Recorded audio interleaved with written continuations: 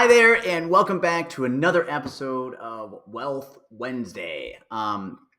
Here, guys, today, before we jump in, want to do a little housekeeping, share a little housekeeping again. And down below, you're going to see the link for the class. But this class, the Homebuyer Education class, is on Halloween. So guess what? We're going to do lunch. So lunch is going to be on us, ongoing. So we want to make sure we have a community lunch, a free lunch.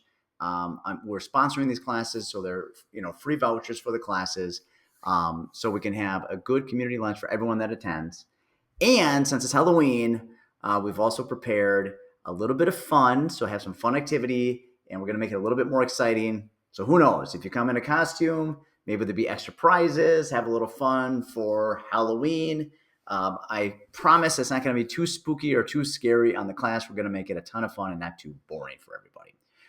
So make sure you get signed up down below, and anybody who that's renting, make sure that they get signed up too if you want to invite some of your friends on a fun Halloween. 9 to 3, that's it. So there you go.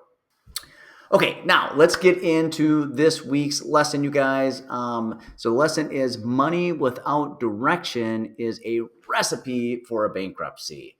Why do we say that? And what do I mean? Okay, well, savings account. So I'm seeing more and more clients, they're doing a great job on savings, but it's going into a savings or their checking account.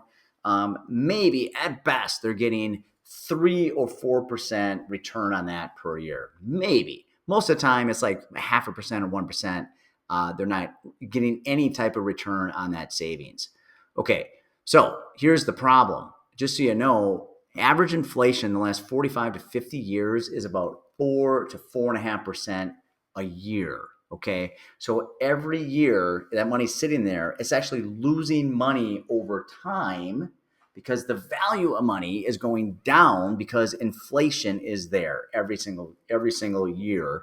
Since really 1970s, if you go back, it's about 4.5% per a year. So kind of crazy. So you got to be fully vested into your 401k, into the stock market. If you got that emergency fund, remember 25,000. Want to see 25,000 in there.